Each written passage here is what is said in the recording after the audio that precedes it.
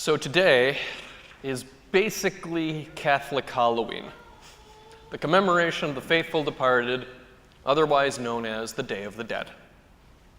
And as I mentioned at the very beginning of Mass, I think it's very convenient that it happens to be on a Sunday this year, and we can celebrate it properly within Sunday liturgy.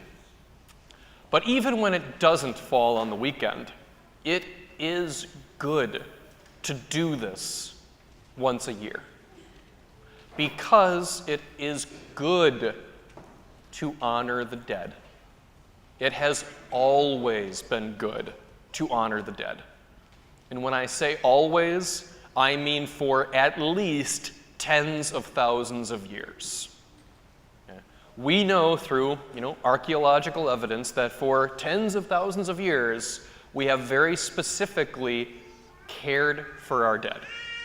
We know in some places they buried their dead on a field, a bed of flowers. Now, flowers decompose rather quickly. We can see the indentations underneath the body. We may have well been doing this for longer than that, we just don't have the evidence for it. In other places, they buried their dead with tools or decorations, ornaments, and jewelry. There's one place, they were an island people. They were always near the ocean, and all of their dead are buried with their feet facing the sea. So even the placement of the body has been significant for us for millennia. It is good to honor the dead. It is something we have always been called to do as people. Now, in the second reading, Paul speaks of hope that does not disappoint. And he is talking about hope for the dead. And it's a little odd, It's odd that we're called to grieve and celebrate our dead at the same time. That's a paradox we can all enjoy. Generally, though, the grief comes first. When the pain of loss is at its most, when you just lose them and it punches you in the gut, that's where you really have your grief.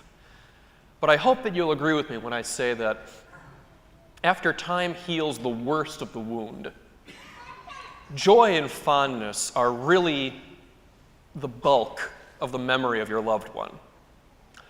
My grandmother, Leon Thiel, died in 2007. Her smoking habit caught up with her, unfortunately. And I was teaching in Africa at the time, so it was pretty inconvenient. And because I was on a different continent, I was not able to see her one last time in the hospital, and I was one of 2 people in the entire family that missed the funeral. I'd like to think that I had a pretty good excuse, but still, that was a sad time. But now, years after, that little sliver of time is pretty much the least important story I could possibly tell about my grandmother or my relationship with my grandmother. It is way more important that I express the fact that it is my grandmother's fault that I hate butter pecan ice cream. My sister, my brother, and I spent a lot of our childhood at Grandma and Grandpa's house because my mom and dad worked at the same time for a lot of days. And we loved being at Grandma and Grandpa's house, and that speaks volumes about us as a family.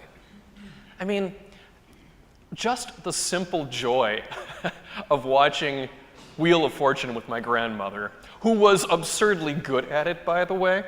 My sister and I would often say, "Man, Grandma, you're good at this. You should be on the show." And every time she'd say something like, "Oh, kids, you're so nice. I'm really not that good." Burt Bacharach. And we'd look at the screen, it'd be blank, except for like 2 B's and an H. Fascinating. I could go on and on about my grandma stories, but I'm sure that I've made my point. Fondness and joy are really what come to mind when I think of my grandma, much more so than the pain of losing her when the time came for us to give her up. Now, it's probably wrong for me to say that it's always this way.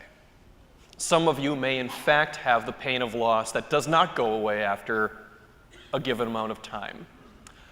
I haven't experienced that yet. And if you are experiencing that, I don't mean to trivialize your pain with silly stories about my grandmother. But in either celebration or sorrow, we have an inner obligation to pray for and remember our friends, family, and anybody in between who have died. And that inner obligation is a law of Christ. I trust you've heard at least one of those phrases, a law of Christ. Yeah, that's not a real law, okay? When we think of law, we think crime and punishment. Obey the law, or you go to jail, or pay a fine. This isn't that, okay? A law of Christ is something that's written on your heart. A law of Christ is when you know something is right and that you know that you will be a better version of yourself by acting on that desire. That's what it means to know a law of Christ. And it's not true for every desire. It's true for the desires that speak of the quality of our character. The person who gives thought to the dead with care and affection proves themselves wise, and it speaks to the quality of their character. It is wise to recognize the ultimate value of human life, even after that life's time on this earth has come and gone. And we fortify all these thoughts, all this wisdom, with hope. The hope that Christ calls us to and that Paul writes of. Hope for the dead. Hope does not disappoint. For all life comes from God, and to God all life will return. Same for the Spirit. We need only trust in God and remain resolute in hope for whatever draws us from here. Hope does not disappoint, for the love of God has been poured out into our hearts by the Holy Spirit. And where there's love and memory and affection, there's hope.